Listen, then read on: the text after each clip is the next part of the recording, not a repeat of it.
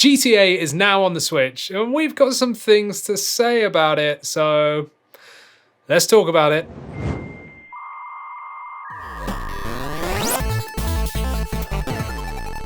Welcome to 128KB, I'm Andy, and if you're new to the channel, go down there, hit that like and subscribe button, because it does really help us out. Now, if you've seen our previous videos, we've already got 4 videos up about the GTA Trilogy Definitive Edition, stupidest name ever, but we've got 3 videos of pure gameplay of GTA 3, Vice City, and San Andreas, running in handheld mode. Then we have another video, which is basically our first impressions of playing handheld mode, so go check those out if you haven't already.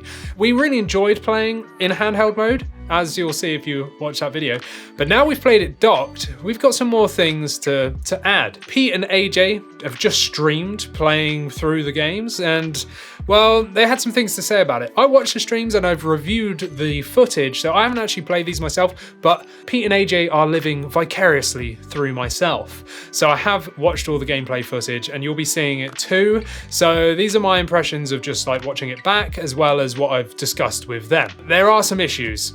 So you've probably been seeing articles about all the console versions having some problems with frame rate and draw distance, which is a shame because these are 20-year-old games, you know, like they're old games. Yes, they've been polished, but they are still fundamentally old games. But the issues that we noticed are, especially in docked mode, we'll come back to the handheld stuff later, but especially in docked mode, what we noticed was there are serious frame drops. And again, that's not just on Switch, that is actually on other consoles as well, but we are focusing on Switch here, like, so bear with me.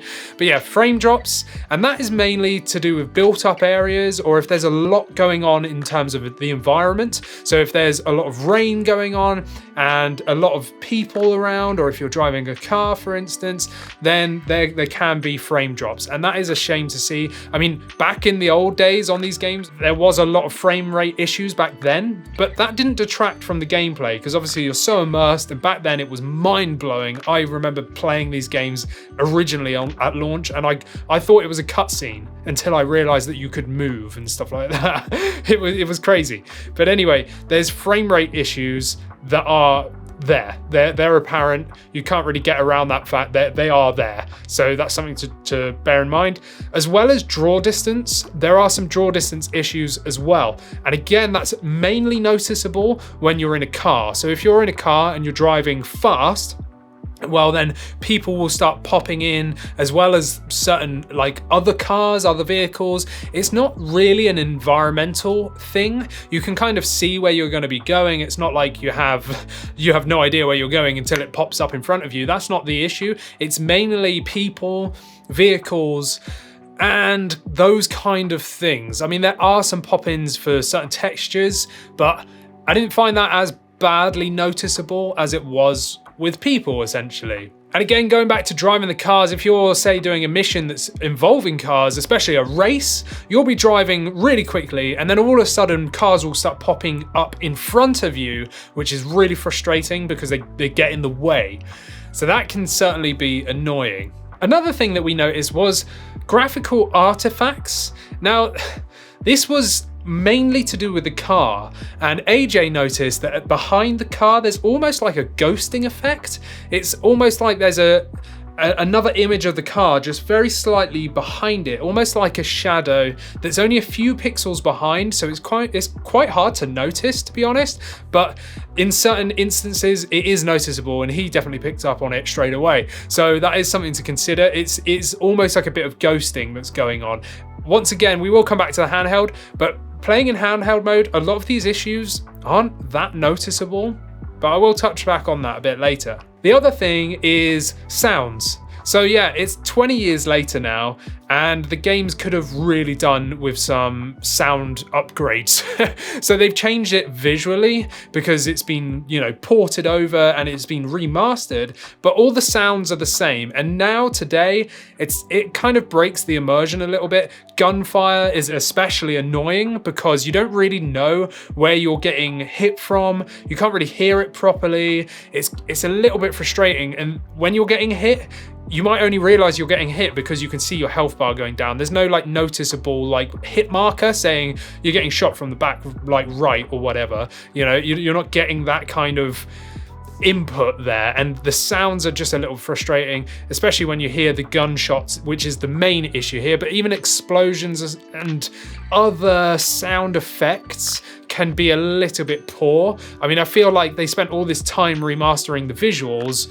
Why didn't they give like an upgraded sound effect list? I mean, is it them being lazy, or was it them just trying to like stay true to the old games? Because these are old games that have just been polished, essentially. They're not trying to be new games. Maybe it's their way of kind of being more reminiscent to those older sound effects, but we feel like they could have done with a bit of polishing. Now, another annoyance was weird sort of random things that were happening, like curbs just appearing out of nowhere and then like throwing you off of them, like whether you're driving or something like that. You might be driving and then a curb will just appear again. It will like pop in and then it will like push you or fling you out. It's almost more of a glitch than a pop-in issue. There was times where Pete and AJ were sort of walking up against a wall or maybe come out of a room or something, and then they were like half in a wall, so walls weren't sort of clipping properly. So instead of being able to like walk up to a wall and just push into it, they were kind of like half ghosting through the wall and then being sort of semi-stuck within a wall. And again, that's like an old glitch that really should have been sorted out by now, 20 years on. Or it might be the fact that because they've ported these games over to Unreal Engine, that maybe that was a new glitch that's appeared and they just haven't sorted it out yet. Honestly though, yeah, there is some issues here. There is some problems. I'm not saying that there isn't, but you've got to really take into consideration that these are 20-year-old games. They are old games. We've been spoiled with GTA 5 almost every year since 2013 now. But GTA 5 is still amazing to this day. That's why they just keep releasing it, right? But these are not modern games. They're very old. They are really old. And you kind of have to sort of take it with a pinch of salt. You have to remember that these are almost retro games now. And yeah, they've been brought to life because they have been ported to Unreal Engine now with new enhancements. So upgraded visuals, you've got the new lighting effects, and like the whole thing looks better. But fundamentally, it's still an old game. And despite the fact that we think there are issues, we don't think it really detracts too much from the gameplay. Once you get sucked into the storyline and the immersion of the fact that there's just so much there to do, there's hundreds of hours in each of these games. You're getting 3 of them for, you know, the price of one modern title. I think that's kind of acceptable. We found them to be extremely fun.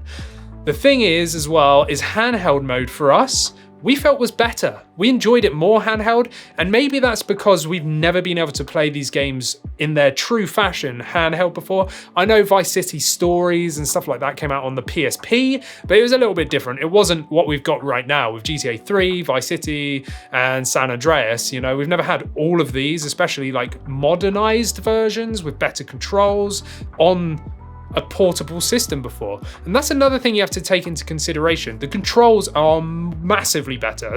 They're wildly better than what they were originally. If you go back and you look at these games, not only do they look really bad back then, but they also don't play as well at all. So the controls, I think people are overlooking because they're like focusing too much on the frame rate problems and the pop-in, but really, we had a lot of fun doing this, and handheld mode disguises a lot of these issues. So it disguises that sort of slight ghosting artifact that you can kind of see. I don't know, maybe it's the smaller screen. I've yet to play this on the Switch OLED because I've actually pre-ordered the physical edition, which doesn't come out until next month, December. So I'm sure we'll do an updated video then.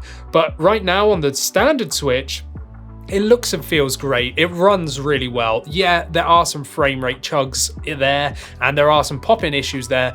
We didn't notice as much playing handheld, and for me as a Switch player, that's what I want. I want to play these games handheld. I'm not going to play them on the TV that much because I would have just bought it on my PS5 otherwise, you know? Could have just done that. But for me, it's the fact that I'm going to have this portably. I can play it wherever I want. And for us, we think that's better than playing it docked. But you still have that option. So yeah, they're old games. You have to take it with a pinch of salt, and you shouldn't really let it detract from what it is. These are great games. They're really fun. if you've got that sort of nostalgia that me, Pete, AJ, and Christina have with these games from 20 years ago, then maybe we enjoy it even more. If you're new to the series or you've only played GTA 5 before, then you might be looking at these going, wow, these look rubbish, there's too many frame rate problems, blah, blah, blah. But back in the day, we had so many problems and we just overlooked them because once the game was done, that was it. There was no updates. Whereas now, I'm really hoping that they do fix some of these problems. And I know there's issues on PC, on Xbox, and PlayStation, and here with Nintendo. So there's issues all over the place. But it's not even Rockstar that did these ports. It's another company. So it was Grove Street Games that actually took these games, put them in the Unreal Engine 4, and then sort of remastered this for Rockstar. They kind of were in charge of it, and Rockstar just published these games. So I'm really hoping that Rockstar and Grove Street Games sort of team together and say, okay, let's try and iron out some of these issues and update the frame rate, lock that frame rate, get it sorted, you know, like we want to see like 60 FPS, even if they capped it at 30 FPS, if it meant that we're not seeing like dips down to like 15, 20 FPS, well then maybe it's better. I'd prefer 60, but you know, we'll see if it's possible or not. But let's hope that they update that. The pop-in thing, maybe they can optimize that. I'm not too sure, again, because of the Switch's limitations. For me, I'd rather have a stable frame rate and deal with the pop-in, but I do hope that they kind of sort that out. Yes, they are old games, but they're going to make a lot of money out of these games, and they already make a lot of money anyway, Rockstar do. So hopefully they turn around and go, okay, we've got a problem here. Let's continue to support this on all systems and patch this out. And I really hope they do that for the Switch. I'd love to be able to play this on my Switch OLED next month, so in a month's time, and see that there's an improvement, you know, performance patch. I really hope that's the case. But yeah, so that's our sort of thoughts on GTA, the Trilogy, the Definitive Edition, the stupidest name ever. But that's our thoughts on that game. And do we think it's worth playing?